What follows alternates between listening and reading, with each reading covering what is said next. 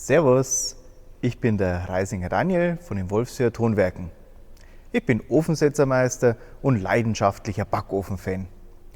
Heute in dem Video darf ich euch zeigen, wie man unseren neuen Backofenbausatz, dem Remus oder Remus Duo, aufbaut.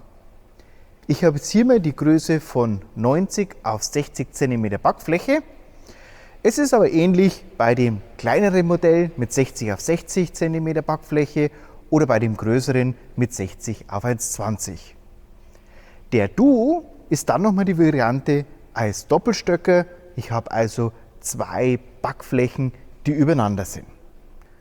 Dann kommen wir doch gleich mal zu einer der wichtigsten Sachen, und das ist der Sockel, den ihr euch vorbereitet zu Hause. Der kann entweder gemauert sein oder mit Beton erstellt sein.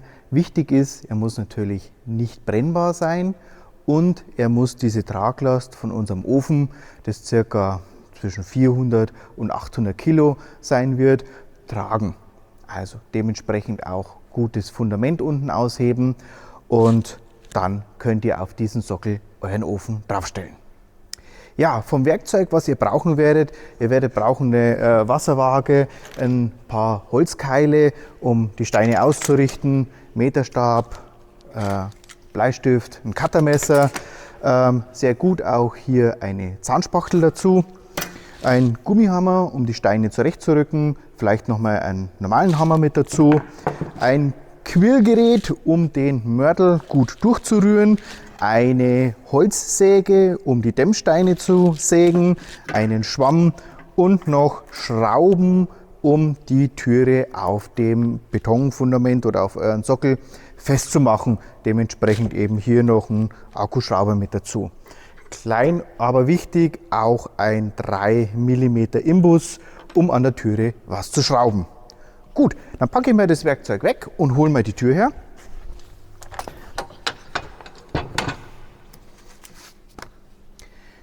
Unsere Backofentür besteht aus mehreren Bauteilen. Wir haben hier einerseits den Luftschieber. Mit dem können wir später die Verbrennungsluft steuern. Wenn wir es rausziehen, kriegt er Verbrennungsluft. Wenn wir es reinschieben, ist diese Stelle wieder dicht. Den können wir uns jetzt mal weglegen, den brauchen wir jetzt noch nicht. Das Backofenthermometer, das mit dabei ist, stecken wir ganz zum Schluss da oben mit rein. Dann haben wir einen sogenannten Außenrahmen rundherum. Der steckt eben über unsere befestigte Tür. Der ermöglicht uns, dass wir später sehr flexibel, je nachdem wie dick eure Außenumwandlung um diesen Backofen ist, dass ihr das eben dementsprechend anpassen könnt. Brauchen wir in dem Fall jetzt auch noch nicht. Können wir uns wegstellen. So. Und jetzt haben wir hier die Tür eingebaut. Und um das Ganze ein bisschen leichter zu machen, können wir uns jetzt auch als allererstes mal die Klapptüre locker machen. Da haben wir hier diese Imbusschrauben, und wenn wir die zwei Stück hier rausmachen, können wir diesen kleinen Griff hier an der rechten Seite wegmachen. Und wir können die Tür hier so rausheben. Tipp von meiner Seite, das gleich wieder reinschrauben, dann verliert man es nicht. Jetzt haben wir also unseren Rahmen von unserer Backofentür, und den setzen wir jetzt an die richtige Position. Ihr habt vielleicht schon gesehen, dass hier in diesem Sockel hier vorne eine Öffnung drin ist und hier sitzt ein Aschekasten drin. Dieser Aschekasten dient eben dazu, dass wenn später im Backofen drin die Glut runtergebrannt ist und ihr das Brot einschießen möchtet, räumt ihr zuerst die Glut raus, und da könnt ihr das eben durch diesen Schacht dann schön durchfallen lassen. Und weiterhin dient es noch dazu, währenddem das Holz brennt, kann man hier diesen Schacht ein bisschen offen lassen, und dann zieht hier die Verbrennungsluft rein und kommt auch wieder hier mit rein. Also von dem her, in der Bedienungsanleitung, die ihr euch auf jeden Fall vorher gut durchlesen solltet, stehen auch nochmal die genauen Maße drin. Ist ein bisschen abhängig, je nachdem, wie eure Außenwandung rundherum sein wird. Gut, ich setze jetzt mal unsere Backofentür drauf,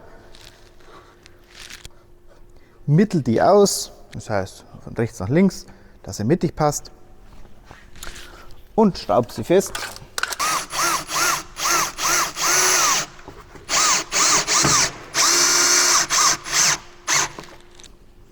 So, ihr seht, die Tür ist jetzt fest. Die ist auch ausgerichtet in allen 3 Richtungen und passt soweit. Der nächste Arbeitsschritt ist jetzt das Verlegen der Dämmsteine. Wir haben hier ein natürliches Dämmmaterial, der sogenannte Pro-Wolf-Stein, ist eben aus Blähton, ist sehr leicht und hat sehr gute Dämmwirkungen. Diesen Stein könnt ihr sehr einfach mit einer Holzbearbeitungssäge eben schneiden. Ich mache das mal kurz symbolisch vor hier. Also ihr seht, lässt sich wunderbar schneiden. Wenn wir unseren Boden gelegt haben und abgedeckt haben, können wir auch schon mit dem nächsten Arbeitsschritt weitermachen. Das wäre jetzt die erste Reihe herumsetzen mit den Schamottsteinen. Dazu nehmen wir uns wieder unseren Schamottmörtel und ein Wasser. Und was ich gerne mache, dass ich mir, bevor ich jetzt hier zum Mörteln beginne, das leicht einmal mit dem feuchten Schwamm abwische. Dadurch habe ich ein bisschen mehr Zeit, um die Steine eventuell, wenn ich sie gesetzt habe, nochmal ein bisschen hin und her zu rutschen. Wir haben jetzt hier unseren Schamottstein. Auch da wische ich einmal kurz drüber, um den eben staubfrei zu machen. Ich trage jetzt als allererstes direkt auf unsere Dämmmaterial eine erste Kontaktschicht mit dem keramischen Mörtel auf. Wenn wir den Stein jetzt setzen, soll man darauf achten, dass er möglichst keine Verbindung zum Backofenboden hat, denn der soll da innen drin ruhig ein bisschen arbeiten. Wir dürfen hier rundherum gerne 5 bis 8 mm Platz lassen. Die Fugenstärke beträgt hier zwischen 2 und 5 mm. Bevor wir jetzt den Stein setzen, der jetzt direkt mit der Metalltür in Kontakt kommt, ist es wichtig, dass ihr hier ein Polster rumsetzt. Das ist deshalb so wichtig, weil sich die Metalltür anders da ausdehnen wird als die Schamottsteine.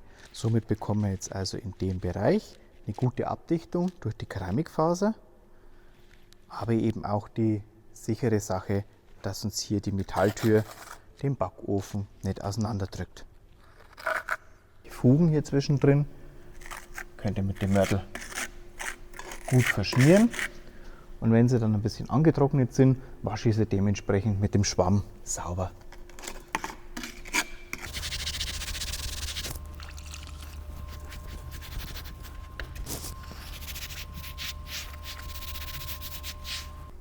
Der nächste Arbeitsschritt ist jetzt das Einbringen der Federn.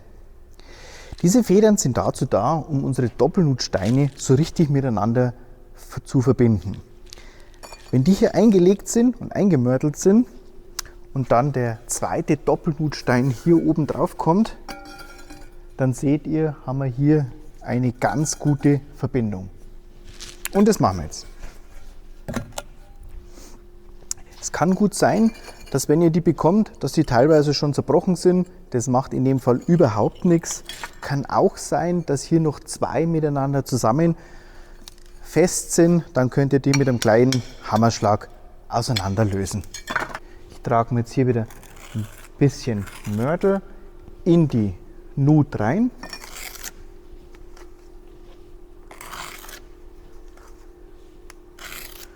Und gehe dann mit der Feder hochkant eingelegt hier rein und drückt die rein.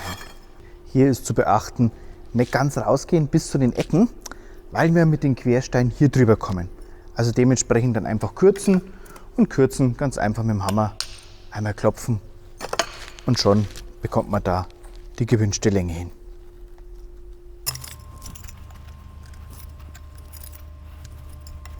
Nachdem der Arbeitsschritt mit den Federn einbringen abgeschlossen ist, kommen jetzt unsere Auflagesteine. Unsere Auflagesteine dienen dazu, um die Zwischendecke hier aufzulegen. Beachtet bitte, wir haben hier einmal einen größeren Abstand und einmal einen kleineren Abstand. In dem Fall bei diesem Modell ist es so, dass der kleinere Abstand nach oben kommt.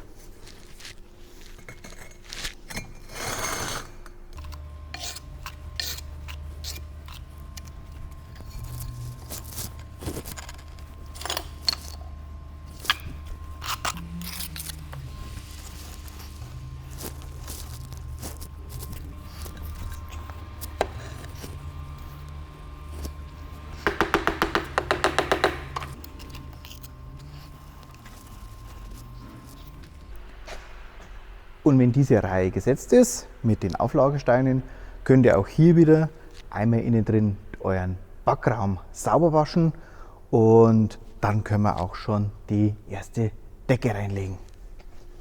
Als nächsten Arbeitsschritt sind jetzt nun wieder die Federn in die Nuten einzubringen. Dazu tragen wir uns wieder rundherum den Mörtel auf und stecken die Federn rein und drücken die ganz nach unten. Ihr könnt hier gerne schauen, dass wenn ihr hier so eine Nut habt, dass ihr die mit der Feder überbrückt. Damit bekommt ihr einfach nochmal mehr Stabilität in das ganze Bauwerk rein.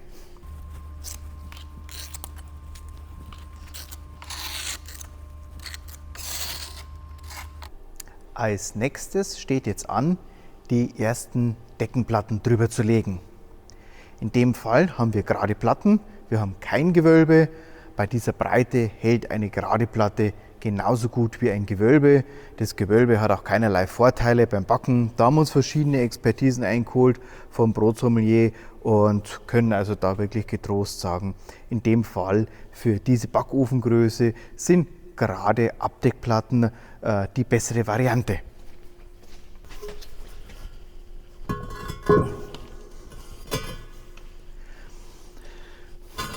Wir legen den ersten Steine ganz nach vorne hin, mitteln den hier wieder aus und es sollte hier auch wieder 3 bis 5 mm Platz sein.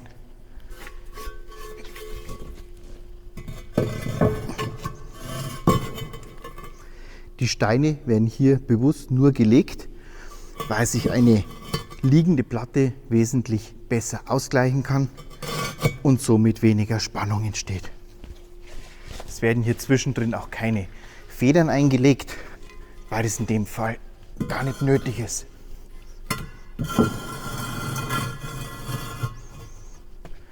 Schauen, dass das Ganze schön kompakt zusammen ist.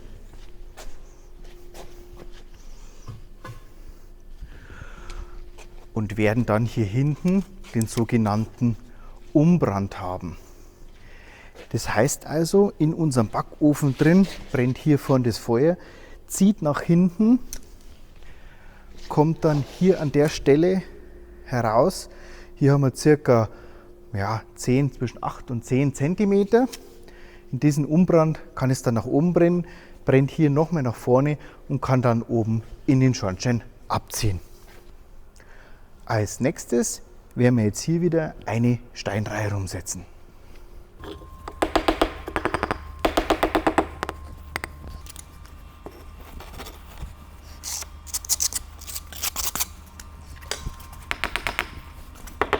Und auch hier können wir jetzt wieder die Fugen sauber waschen. Somit sehen wir auch, dass die Fugen schön gefüllt sind.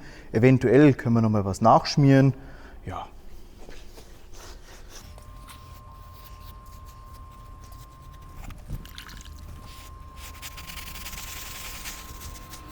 Wenn wir unseren Backofen soweit aufgebaut haben, kommen wir jetzt zur Decke oben drauf. Hier ist es wichtig, wenn wir jetzt da Mörtel auftragen und die Platten auflegen, könnte es eben passieren, dass uns hier in die Fugen von den Deckenplatten Mörtel reinfällt. Das wollen wir nicht unbedingt, darum mache ich mir das so. Habe mir hier 2 Papierstreifen gemacht, die lege ich jetzt ganz an den Seiten ran. Da kann zwar dann auch der Mörtel drauf fallen, aber er fällt nicht in die Fuge rein. Das Papier selber, das wird nach den ersten ein, zwei Mal brennen, wird es sicher da oben mit verbrennen. Ja, und jetzt können wir hier die Mörtelschicht auftragen und dann eben die Decke auflegen.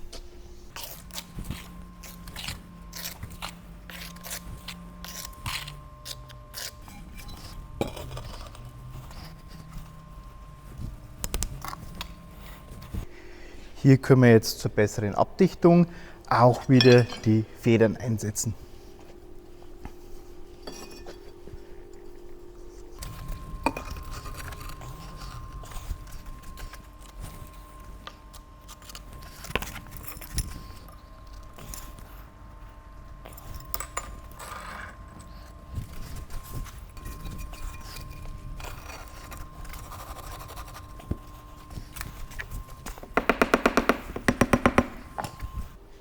Natürlich brauchen wir für unseren Backofen jetzt den Ausbrand, also dort, wo der Schornstein dran kommt.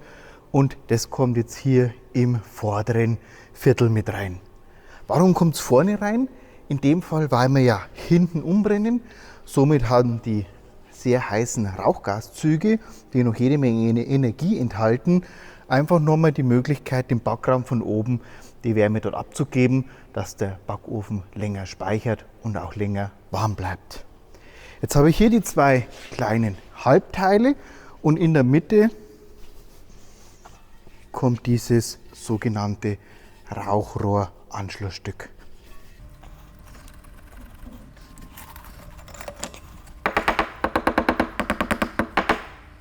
Dass euch diese Steine beim Setzen nicht so weit runterkippen, könnt ihr da jetzt hier einfach ein bisschen was unterlegen und die eben für die erste Zeit ein bisschen stützen.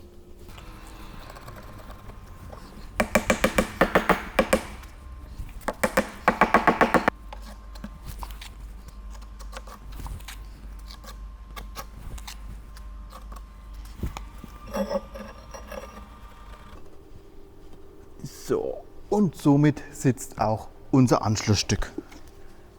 Was wir jetzt noch machen, wir gehen noch mal drüber, machen alle Fugen zu, waschen alles sauber, dass wir also sehen, wo haben wir überall einen dichten Ofen gebaut.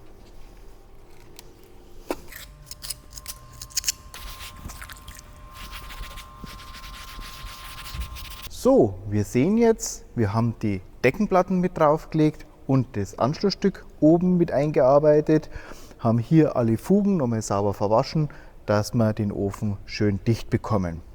Ein wichtiger Hinweis ist das Anschlussstück, das ihr hier oben seht.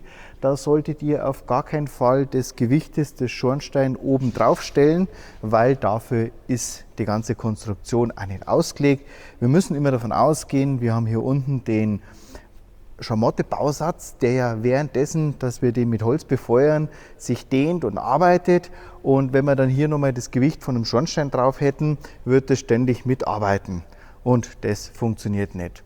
Drum, also der Schornstein, der dann hier später drauf sitzt, also wenn ich jetzt hier von einem gemauerten, schweren Schornstein spreche, der ein paar hundert Kilo hat, dann muss ich das Gewicht über Eisen, die ich jetzt dann hier auf die stabile Außenwand, die entkoppelt ist vom Inneren, ablege, von rechts nach links rüber und dementsprechend dann hier das Gewicht abfangen. Ist aber in unserer Aufbauanleitung auch nochmal eine kleine Zeichnung mit drin, wie das am besten gemacht werden kann. Gut, jetzt guter Letzt, der Backofen ist jetzt fertig. Wichtig, dass der auch lange speichert, ist jetzt hier eine Dämmschicht. Die Dämmschicht, die sollte eben zwischen 5 oder 10 cm sein. Wir liefern im Set mit das gleiche Material, das wir jetzt auch schon unten verwendet haben. Unten haben wir allerdings eine Stärke von 6,4 cm.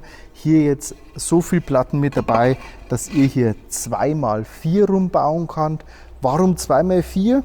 Ihr habt damit die Möglichkeit, dass ihr das Ganze im Versatz klebt. Diese Platten werden hier rundherum geklebt und zwar mit einem speziellen Mörtel. Das ist der Didotec-Mörtel.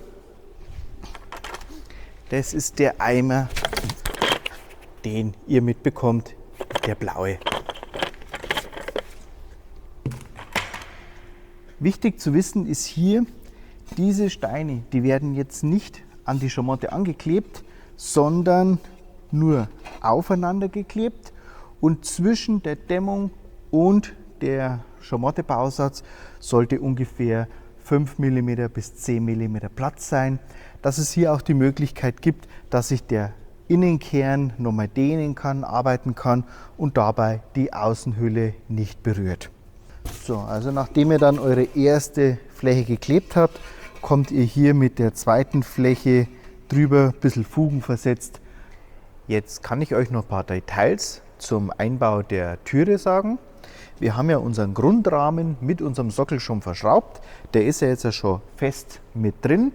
Und jetzt haben wir als weiteres Bauteil noch unseren Schieber, der einerseits dafür sorgt, dass wir unsere Asche rausräumen können, beziehungsweise dass Verbrennungsluft unten reinkommt oder geschlossen ist. Der ist hier ganz einfach aufzulegen und kann reingeschoben werden und dementsprechend wieder ein Stück rausgezogen oder wieder reingeschoben werden. Hier unten sehen wir das mit dem Aschekasten. Wenn der ein Stück rauskommt und hier das auch rausgezogen ist, kann die Verbrennungsluft hier unten rein und hier oben in den Verbrennungsraum kommen. Als weiteres haben wir jetzt das Türblatt. Das haben wir ja ganz am Anfang rausgeschraubt und das schraube ich jetzt mit dieser kleinen Klemme hier wieder mit rein. Dazu lege ich die hier drauf, führe jetzt den Bolzen an der drüberen Seite rein, leichte Drehbewegungen und dann ist es hier von der Breite drin. Zum Sichern wieder der 3 mm Imbus mit den zwei kleinen Imbusschrauben. Wenn es einmal nicht gleich reingeht, am besten die Türe immer so ein bisschen anheben, dann hilft es oft. Gut, somit ist unser Türblatt jetzt wieder fixiert. Wir sehen, wir können es aufmachen. Es bleibt bei der 90-Grad-Stellung stehen, bewirkt durch die zwei Auflagepunkte und haben die ganze Tür also somit fest mit Türblatt integriert. Jetzt kommt ja später noch die Vormauerung, die bei euch ja ganz individuell sein kann, sei es mit Ziegelsteinen, sei es verputzt oder mit Metall. Und wenn das dann gesetzt ist, kommt letztendlich ganz zum Schluss noch der sogenannte Anbaurahmen, der hier dann drüber gesteckt wird und fixiert und gehalten wird über diese Krallen, die dann in der Außenwand befestigt werden. Die kommen dementsprechend dahinter. Je nachdem, ihr seid also hier ein bisschen flexibel von der Wandungsstärke, wie das ist, und könnt die dann hier hinten einfügen und dann auch mit den Schrauben wieder fixieren. Ich setze das mal noch ganz dran. So sieht das Ganze dann aus.